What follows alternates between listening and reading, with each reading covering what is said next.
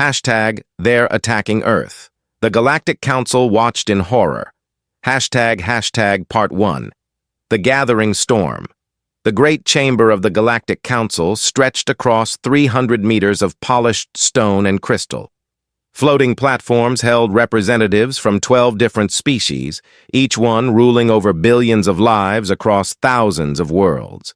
This was the heart of galactic civilization, a place where wars were started and ended with a single vote. High Counselor Varath of the Kithrani Dominion stood at the central platform. He was tall and thin, with gray skin and 4 eyes that blinked in sequence when he was troubled. Today, all 4 eyes were blinking constantly. "Fellow members of the Council," he announced, his voice carrying through the chamber, "I have called this emergency session to inform you of a developing situation in the Outer Rim." He waved his long fingers, and a holographic display appeared in the center of the chamber. It showed a fleet of warships emerging from hyperspace. The ships were massive and covered in dark metal armor. Their weapons glowed with the promise of destruction. "The Vorak Dominion has launched an invasion fleet," Varath continued. "Their target is a small planet in the Sol system. The inhabitants call it Earth." Ambassador Yulani of the Seraph Collective leaned forward on her platform. She was made of living crystal, and her body hummed with soft light when she spoke. "Earth? I do not recognize this world. Are they members of the Council?" "No," Varath replied. "They are a pre-contact species. They have not yet developed faster-than-light travel. Their technology is roughly 500 years behind our own." A ripple of murmurs passed through the chamber. Pre-contact species were common in the galaxy. Most of them lived their lives without ever knowing that other civilizations existed among the stars. General Torvak, the Vorak representative, rose from his platform. He was 8 feet tall, covered in green scales, and his yellow eyes gleamed with cruel intelligence. "The Council need not concern itself with this matter. The humans are primitive and aggressive. They fight among themselves constantly. Our fleet will cleanse the system and claim it for Vorak expansion. It will be over within 3 planetary rotations." "3 days?" Ambassador Yulani asked. "You seem very confident." "General." Torvak showed his teeth in something that might have been a smile. "We have conquered 47 worlds. None have resisted for more than a standard cycle. These humans pose no threat to our warriors." Varath studied the holographic display. Something about this situation troubled him. He had read the intelligence reports on Earth. Yes, the humans were primitive. Yes, they fought among themselves. But there was something in their history that made him uneasy. A stubbornness, a refusal to accept defeat even when defeat was certain. "The Council will observe this situation," Varath announced. "We will not interfere, but we will monitor the invasion closely." Torvak nodded, satisfied. "You will see the power of the Vorak Dominion. In 3 days, Earth will be ours." 12,000 light-years away, the planet Earth continued its slow rotation around the sun. Its inhabitants went about their daily lives, unaware that death was coming for them from the stars. In a bunker deep beneath the Rocky Mountains, Admiral Scott Davis sat alone in his office. He was 53 years old, with gray hair and tired eyes. He had served his country for 30 years, fighting in wars that now seemed small and meaningless. On his desk sat a folder marked Top Secret. Inside were photographs of wreckage that had been recovered from a crash site in Nevada 6 months ago. The wreckage was not from any aircraft made on Earth. The United Nations Security Council had dismissed the findings as a hoax. World leaders had refused to believe that alien life existed. They had buried the report and forgotten about it. But Davis had not forgotten. He had studied the wreckage. He had read the partial translations of the strange symbols found inside, and he had seen enough to know that something was coming. His phone rang. He picked it up slowly. "Admiral Davis," said the voice on the other end. "This is Lieutenant Commander Ryan Torres at NORAD. Sir, we have a situation." Davis felt his heart begin to pound. What kind of situation, Commander? Unknown contacts entering the atmosphere over the Pacific Ocean. Hundreds of them. Maybe thousands. They are not responding to any communication attempts. Sir, they are not ours. They are not anyone's. Davis closed his eyes for a moment. Part of him had hoped this day would never come. Part of him had known it was inevitable. "Get me General Katie Morrison," he said, "and wake the president. Tell them we have incoming."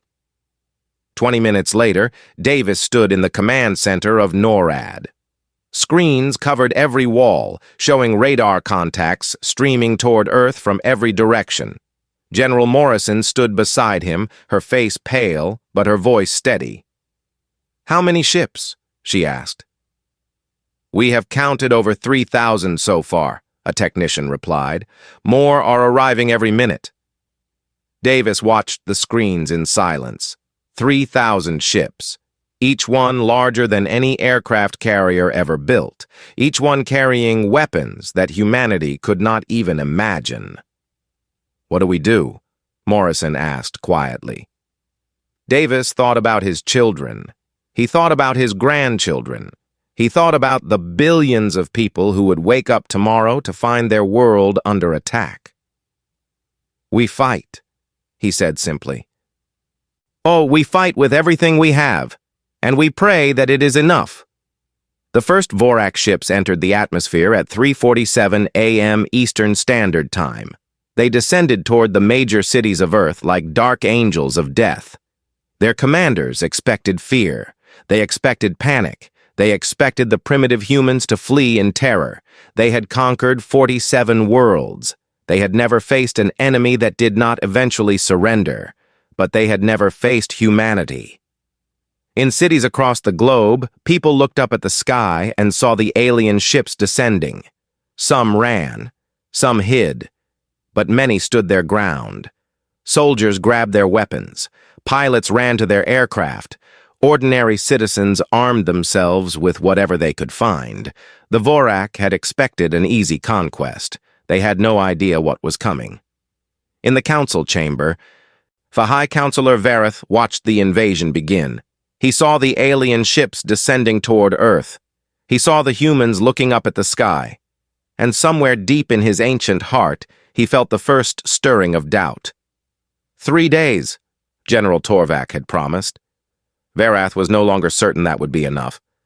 "They're attacking Earth," the Galactic Council watched in horror. Part 2. First Contact, First Blood Warlord. Drethan stood on the bridge of his flagship and looked down at the blue planet below. He had commanded the Vorak invasion fleet for 15 years. He had crushed rebellions on a dozen worlds. He had never known defeat. Earth looked small and fragile from orbit. Its cities glowed with tiny lights. Its people had no idea that their lives were about to change forever. "Begin the landing sequence," Drethan ordered. "Must deploy the first wave to the major population centers: New York, Beijing, London, Moscow, and Sydney. We will take their capitals and break their spirit." His officers obeyed without question. Landing craft detached from the massive warships and began their descent through the atmosphere. Each craft carried 200 Vorak warriors, armed with plasma rifles and protected by shields that could stop any weapon known to galactic science. Drethan allowed himself a moment of satisfaction. By this time tomorrow, Earth would belong to the Vorak Dominion. Lieutenant Commander Ryan Torres was flying patrol over the Atlantic Ocean when the alien ships appeared. He was 32 years old, the son of immigrants from Puerto Rico, and he had been flying jets since he was 23. He had seen combat in 3 different conflicts, but nothing had prepared him for this. "Command, this is Eagle Squadron," he said into his radio. "We have visual on unknown aircraft. Counting. I count over 50 contacts heading toward the eastern seaboard. They do not match any known design. Please advise." The radio crackled with static for a long moment. Then a voice came through, calm but strained. "Eagle Squadron, this is Admiral Davis at NORAD. We are tracking the contacts. They are hostile. Repeat, they are hostile. You are authorized to engage. Torres felt his hands tighten on the controls. Engage? With what? His missiles were designed to take down enemy jets, not alien spacecraft. But then he thought about his family. His mother lived in Queens. His sister worked in Manhattan. If those ships reached New York, they would die. Copy that, Command, he said. Eagle Squadron, weapons free. Let's show these bastards whose sky this is. His squadron banked hard and accelerated toward the alien craft. There were 12 human jets against 50 alien ships. The odds were impossible. Torres did not care about the odds. He locked onto the nearest alien craft and fired 2 missiles. Time seemed to slow as he watched them streak across the sky. The alien ship did not even try to evade. It probably thought the primitive human weapons could not hurt it. The missiles struck the alien shields. There was a flash of light. For a moment, nothing happened. Then the shields flickered and died. The missiles punched through the alien hull and exploded inside. The alien craft broke apart and fell burning toward the ocean below. Torres stared in disbelief. Command! Direct hit! Alien ship is down! Repeat! Alien ship is down. There was a long silence on the radio. Then Admiral Davis spoke, his voice filled with wonder. Did you say down, Commander? Yes, sir. Their shields blocked the first impact, but the second missile got through. They can be killed, sir. These things can be killed. In the Galactic Council chamber, the representatives watched the battle in stunned silence. The holographic display showed the human jets attacking the Vorak landing craft. It showed the alien ships falling from the sky. Ambassador Yulani leaned forward, her crystalline body humming with confusion. This is not possible. The Vorak shields are designed to withstand plasma cannons and particle beams. How are primitive explosive weapons penetrating them? General Torvak's scales had turned pale. The shields are calibrated for energy weapons, and the humans are using kinetic projectiles, physical force. The shields were never designed to handle this type of attack. You mean your ships are vulnerable to bullets? Asked the representative from the Valori Syndicate. To explosives? To the same weapons these humans use to kill each other? Torvak did not answer. His eyes were fixed on the display, watching as more Vorak ships fell burning from the sky. High Counselor Verath spoke slowly, choosing his words with care. It appears the invasion will not be as simple as General Torvak predicted. 3 Vorak landing craft crashed into the Hudson River that morning. 7 more were destroyed over London. 12 fell in the skies above Beijing. The first wave of the invasion had been bloodied before it even touched the ground. But the Vorak had thousands of ships, and they absorbed their losses and kept coming. By noon, alien troops had landed in cities across the globe. They marched through the streets, expecting the humans to flee in terror. They expected surrender. They expected submission. Instead, they found resistance. In New York, police officers and National Guard soldiers fought the aliens block by block. In London, civilians threw gasoline bombs from rooftops. In Tokyo, an elderly man drove his car into an alien patrol, killing 3 warriors before they cut him down. The humans died by the thousands. Their weapons were weak. Their bodies were fragile. They had no hope of winning, but they kept fighting anyway. Admiral Davis watched the reports coming in from around the world. The news was bad. Cities were falling. Millions were dead. But the alien ground forces were pushing forward on every front. But mixed in with the bad news were small victories. A Vorak patrol ambushed in Chicago. An alien supply convoy destroyed in Germany. A landing craft shot down over Brazil. General Morrison stood beside him, reading the same reports. "We are losing," she said quietly. "I know," Davis replied. "We cannot win this war. Their technology is too advanced. Their numbers are too great. I know that too." Morrison looked at him. "Then why are you smiling?" Davis pointed at the reports. "Because they expected this to be over in 3 days. They expected us to surrender. Look at these numbers. We have killed over 200 of their warriors today. We have destroyed 37 of their ships. We are losing, yes, but we are hurting them." He turned to face her, his eyes burning with determination. "They thought we would break. They thought we would give up. They were wrong. Every day we keep fighting is a day they did not expect. Every soldier they lose is a soldier they cannot replace. We may not win this war, General, but we will make them pay for every inch of ground they take." In the council chamber, High Counselor Varath listened as General Torvak made excuses for his fleet's performance. The invasion was proceeding, Torvak insisted. The resistance was temporary. The humans would break eventually. But Varath had seen the casualty reports. He had watched the humans fight and die and refused to surrender. He had seen something in their eyes that he had never seen in any other species. They were not afraid. They knew they were outmatched. They knew they would probably die. Harmon, they kept fighting anyway. Varath did not know what to call this quality. He only knew that it made him very, very afraid. They're attacking Earth. The Galactic Council watched in horror. Part 3. The Human Way of War. 6 weeks had passed since the invasion began. The Vorak had expected victory in 3 days. Instead, they found themselves trapped in a war they did not understand. Warlord Drethan stood in his command center, studying the holographic map of Earth. Red zones showed areas under Vorak control. Blue zones showed human resistance. 6 weeks ago, he had expected the entire map to be red by now. Instead, blue zones covered most of the planet. "Explain this to me," he growled at his officers.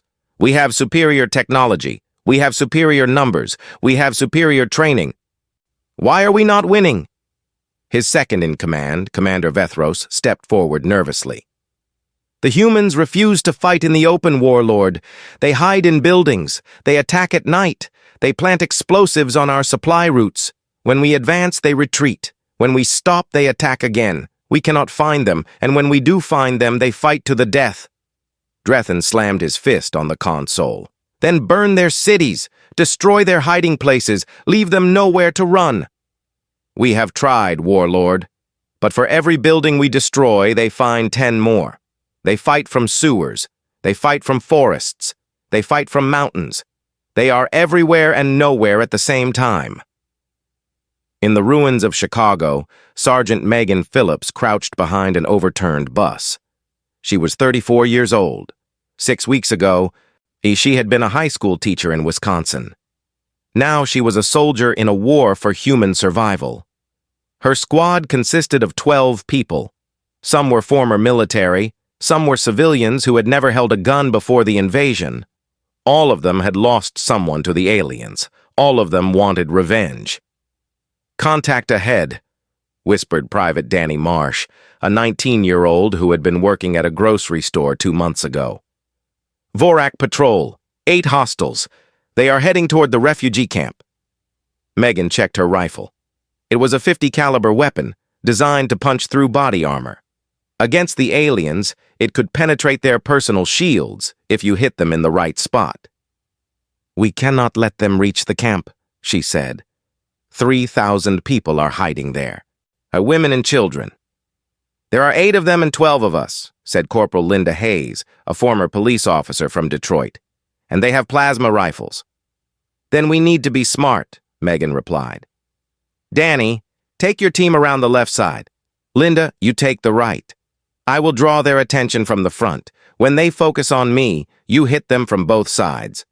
"That is suicide," Danny said. "They will kill you before we can get into position." Megan smiled grimly. "Then I will die protecting those people. That is what soldiers do." She moved before anyone could argue. She stepped out from behind the bus and fired 3 shots at the alien patrol. The first shot hit a Vorak warrior in the chest and knocked him backward. The second shot missed. The third shot hit another warrior in the leg. The aliens turned toward her. Their plasma rifles glowing. Megan ran, diving behind a pile of rubble as plasma bolts scorched the air around her. "Come on," she muttered. "Follow me, you ugly monsters." The Vorak advanced toward her position exactly as she had planned. They did not see Danny's team moving through the ruined buildings on their left. They did not see Linda's team approaching from the right.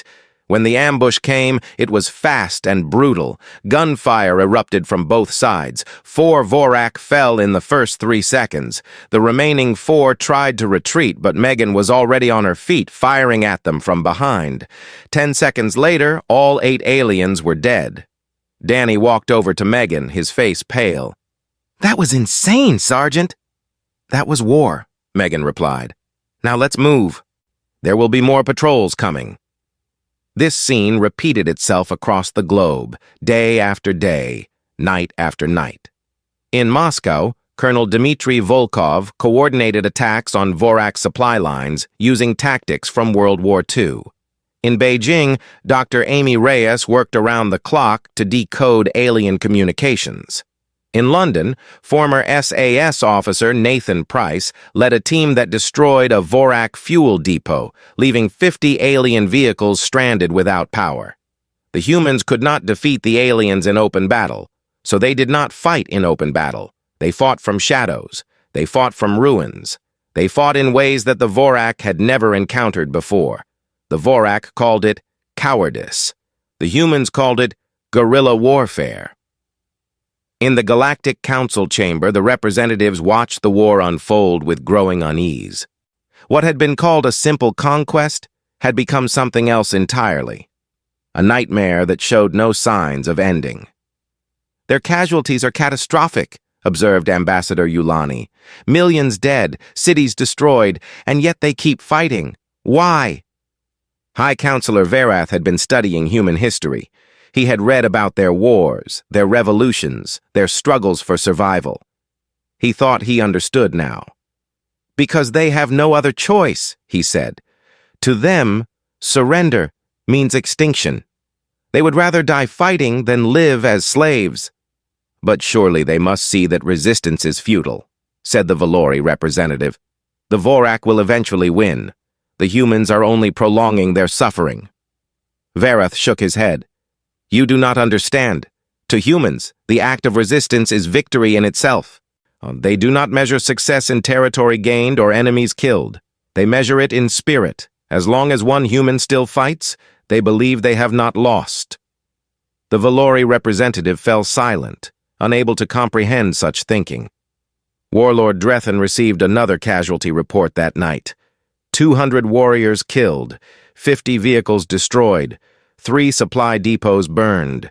The humans had attacked 12 different locations simultaneously, then vanished before reinforcements could arrive. "I need more troops," he told the High Command. "The humans are fighting in ways we did not expect. Our current forces are not enough." "You promised victory in 3 days," came the cold reply. "It has been 6 weeks. The Council is watching. Other species are beginning to question Vorak military superiority. You will have your reinforcements, our warlord, but you will not fail again." Drethan ended the transmission and stared at the map of Earth. He had conquered 47 worlds. None of them had resisted like this. None of them had made him feel like he was losing, even when he was winning. For the first time in his long career, Warlord Drethan felt something he had never felt before. He felt afraid, not of death. Vorak warriors did not fear death. He was afraid of something worse. He was afraid of what these humans might become if they were allowed to survive, if they ever developed technology to match their spirit.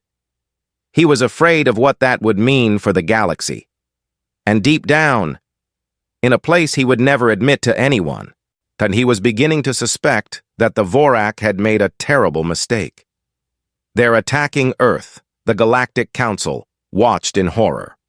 Part 4, The Turning Point. 6 months had passed since the first alien ships appeared in Earth's sky. Half of the world's major cities lay in ruins. Billions of people were dead or displaced. The human resistance continued to fight, but everyone knew the truth. They were losing. Slowly, steadily, the Vorak were grinding humanity down. They controlled the skies. They controlled the seas. Every day their territory expanded. Every day human territory shrank. In a secret laboratory beneath the Nevada desert, Dr. Kevin Grant worked alone in the darkness. He was 41 years old, with messy brown hair and glasses that were always sliding down his nose. Before the invasion, then he had been considered a failure. He had failed his doctoral thesis twice. He had been rejected from every major research institution. Everyone said he was too stubborn, too obsessed with impossible ideas. Now that stubbornness might save the human race. For 6 months, Kevin had been studying the wreckage of a crashed Vorak cruiser. The alien technology was centuries ahead of anything on Earth. Their power systems, their weapons, their shields, all of it should have been beyond human understanding. But Kevin was stubborn. He did not know how to give up. He had spent his entire life being told what was impossible. He had learned to ignore those voices. "Come look at this," he called to his assistant. Dr. Laura Beckett walked over from her workstation. She was younger than Kevin, with sharp eyes and a quick mind. She had been one of the few scientists willing to work with him before the invasion. Now she was one of the few scientists still alive. "What did you find?" she asked. Kevin pointed at his computer screen. It showed a schematic of the Vorak shield generator, covered with notes and calculations. "I think I found their weakness," he said. "Look at the resonance frequency of their shields. It is designed to absorb and redirect energy attacks. Plasma, lasers, particle beams, anything that hits the shield gets scattered harmlessly." Laura nodded. "We knew that already. That is why our missiles sometimes get through. The shields are not designed for kinetic impacts." "Exactly. But look at this." Kevin pulled up another diagram. "The shields operate on a network. Every Vorak ship, every piece of equipment, they are all connected to the same shield matrix. It makes them stronger, but it also creates a vulnerability." Laura studied the diagram. Her eyes widened as she understood. "A feedback loop." "Yes. If we can introduce an electromagnetic pulse at exactly the right frequency, it will cascade through the entire network. Every shield on the planet will fail simultaneously." "For how long?" Kevin hesitated. 3 seconds, maybe 4. Then the network will reset, and the shields will come back online. Laura stared at him. 3 seconds? Kevin, that is not enough time. We would need to hit them with everything we have, all at once, across the entire planet. "I know," Kevin said quietly. "That is exactly what I am proposing." 1 week later, Admiral Davis sat in a bunker beneath Washington, D.C. Yet around him sat military commanders from every nation on Earth. Americans, Russians, Chinese, Europeans, people who had been enemies a year ago now sat together as allies. "Dr. Grant has confirmed his findings," Davis announced. "If we can generate a powerful enough electromagnetic pulse, we can disable every Vorak shield on the planet for approximately 3 seconds. General Katie Morrison spoke up. "What kind of power are we talking about, Admiral?" Davis paused before answering. "More power than every nuclear reactor on Earth combined. The only way to generate that kind of energy is through nuclear detonation." The room went silent. "You are talking about using nuclear weapons," said the Russian general. "All of them, at once." "Not as weapons," Davis replied. "We would modify the warheads to generate an electromagnetic pulse instead of an explosion. We would deploy them across the globe and detonate them simultaneously. The pulse wave would cascade through the Vorak shield network and shut it down." "And then?" asked the Chinese commander. "Then we have 3 seconds to destroy as many Vorak ships as possible. Every missile, every artillery shell, every bullet we have left. All fired in those 3 seconds. The Japanese general leaned forward. "This is insane. If the plan fails, we will have used up our entire nuclear arsenal for nothing. We will have nothing left." Davis nodded. "That is correct. This is a one-shot plan. It either works or it does not. There will be no second chance." "And if it succeeds?" asked Morrison. If it succeeds, we destroy the Vorak fleet. We win the war. We save humanity." Silence filled the room. Every commander knew what Davis was asking. He was asking them to risk everything on a single gamble: victory or extinction. The Russian general spoke first. "Russia is in." The Chinese commander nodded. "China is in." One by one, every nation agreed. Former enemies united by a common purpose: the survival of the human race. They called it Operation Prometheus. Warlord Drethin received reports of strange activity across the planet. The humans were moving their nuclear weapons, but not in any pattern that made sense for an attack. They were spreading them out, hiding them in caves and bunkers and underground tunnels. "What are they planning?" he demanded. His intelligence officers had no answer. The humans were doing something unprecedented, something that did not fit any known tactical doctrine. Drethin felt a chill run down his spine. He had learned to respect human cunning. They had surprised him before. They were about to surprise him again. He ordered his fleet to high alert. He increased patrols across the planet. He prepared for any possible attack, but he could not prepare for what was coming, because what was coming was something no species in galactic history had ever attempted. The humans were going to detonate every nuclear weapon they had, not to destroy their enemies, but to strip away their defenses. They were willing to poison their own planet for a chance at victory. It was madness. It was desperation. It was the most human thing imaginable. And it was about to change the course of galactic history forever. In the council chamber, the High Counselor Verath watched the human preparations with growing dread. He did not know what they were planning, but he knew it would be something terrible and beautiful at the same time. "What are they doing?" asked Ambassador Yulani. Verath did not answer. He simply watched and waited for the end of the world. They're attacking Earth. The Galactic Council. Watched in Horror, Part 5. The Day the Galaxy Learned Fear. The Galactic Council chamber was silent. Every representative had stopped their other business. Every eye was fixed on the holographic display showing Earth. Something was happening, something that made even the oldest species uncomfortable. High Counselor Verath watched the energy readings with growing alarm. Across the entire planet, the humans were activating their nuclear weapons. But they were not launching them. They were holding them in place, building up power for something unprecedented. "What are they doing?" demanded General Torvak, his voice cracking with fear. "Those energy levels will destroy everything within range."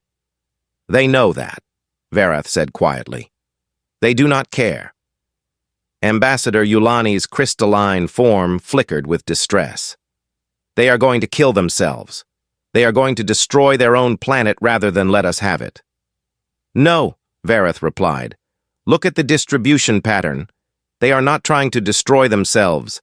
They are trying to destroy your fleet, General. All of it. At once." Torvak stared at the display. Understanding dawned in his yellow eyes, followed by terror. "They have figured out how to collapse our shields," he whispered, "as they have found the vulnerability in the network." On Earth, the final countdown had begun. Sergeant Megan Phillips stood in the ruins of Chicago, surrounded by the survivors of her squad. They had fought together for 6 months. They had bled together. Many of their friends had died together. Now they waited for the end. "Do you think it will work?" asked Private Danny Marsh. Megan looked up at the sky. Vorak ships floated overhead, dark and massive and terrifying.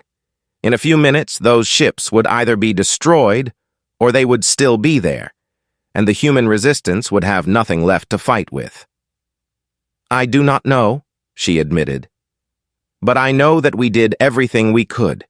Whatever happens next, nobody can say that humanity went down without a fight." Admiral Davis stood in the command center beneath Washington, D.C. Around him, officers monitored the status of every modified nuclear device on the planet. The countdown was at 60 seconds. He picked up the microphone and spoke on every frequency, military and civilian, that was still operating on Earth. "This is Admiral Scott Davis of the United Nations Defense Force. In 60 seconds, we will initiate Operation Prometheus. To every human still fighting, still hoping, still standing, it has been an honor to serve alongside you. Whatever happens next, let it be known that we did not go quietly. We did not surrender. We fought for our home until the very last moment." He paused. The countdown reached 30 seconds. "May God have mercy on us all, and may he have none on our enemies." 20 seconds. General Morrison gripped his shoulder. "For humanity," she said. "For humanity," Davis repeated. Then 10 seconds. Across the planet, humans stopped what they were doing. Soldiers lowered their weapons. Civilians looked up at the sky. Enemies became brothers in that moment, united by a common fate. 5 seconds. 4, 3, 2, 1. The detonation was visible from orbit. Every modified nuclear weapon on Earth fired simultaneously. Not explosions, but pulses of electromagnetic energy that raced outward at the speed of light. The pulses hit the Vorak shield network and began to cascade through it, exactly as Dr. Kevin Grant had predicted. For 3 seconds, every alien shield on the planet flickered and died. And in those 3 seconds, humanity unleashed everything it had left. Missiles streaked up from hidden bunkers. Artillery shells erupted from concealed positions. Fighter jets that had been hiding in underground hangars burst into the sky, their weapons blazing. Every gun, every rocket, every explosive device that the human race could muster fired at once. The Vorak fleet, suddenly exposed, faced a storm of destruction unlike anything they had ever experienced. Ships that had weathered plasma cannons and particle beams were torn apart by chemical explosives and metal projectiles. Warlord Drethen's flagship was struck by 47 cruise missiles simultaneously. The bridge exploded around him. His last thought was disbelief that such primitive weapons could bring down a vessel that had conquered worlds. In orbit, the remaining Vorak ships tried to retreat, but human missiles followed them, guided by the last functioning satellites. One by one, the alien ships died. A fire bloomed in the darkness of space as the greatest military fleet in Vorak history was annihilated. When the shields came back online 3 seconds later, there was nothing left to protect. The Galactic Council watched in absolute silence as the destruction unfolded. The holographic display showed Vorak ships dying by the hundreds, by the thousands. The entire invasion fleet reduced to burning wreckage in less than 5 minutes. Not a single Vorak ship escaped. High Counselor Verath rose slowly from his seat. His 4 eyes blinked in rapid sequence as he struggled to process what he had just witnessed. "Let the record show," he said, his voice heavy with significance, "that on this day, a pre-contact species with no faster-than-light capability, no energy weapons, and no experience with galactic warfare defeated one of the most feared military powers in the known universe." He turned to face the empty seat where General Torvak had sat. "Let it also be recorded that the Galactic Council will immediately dispatch a diplomatic envoy to Earth. Not to conquer, not to demand, but to welcome humanity as equals." Ambassador Yulani spoke softly. "And if they refuse our welcome?" Verath looked at the burning wreckage floating in Earth's orbit. He thought about what the humans had done. They had risked everything, their planet, their species, their future, for a chance at victory. They had refused to surrender, even when surrender was the only logical option. "Then we pray they never learn how to build ships that can reach us," he said. On Earth, the survivors emerged from their shelters and looked up at the sky. The alien ships were gone. The dark shadows that had haunted humanity for 6 months had vanished in fire and fury. Sergeant Megan Phillips stood in the ruins of Chicago and watched the sun rise. For the first time in 6 months, there were no alien ships blocking the light, just clear blue sky stretching to the horizon. Danny Marsh came to stand beside her. "We won," he said, wonder in his voice. We actually won. Megan nodded slowly. Tears streamed down her face, but she was smiling. Yes, she said. We won. Admiral Davis walked out of the bunker and breathed fresh air for the first time in months. General Morrison stood beside him, both of them staring at the sky. What happens now? Morrison asked. Davis thought about all the work that lay ahead. Rebuilding cities, burying the dead, preparing for a future that humanity had never imagined. Now we build, he said.